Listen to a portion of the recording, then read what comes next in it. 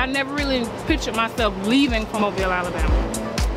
Just took a chance one day and did a job search because I was kind of burnt out where I was. And when it popped up, I'm like, that looks like what I do, but I never heard of Bangor, Maine. So that's another thing that kind of attracted me to it. I never heard of it. I didn't feel appreciated where I was before.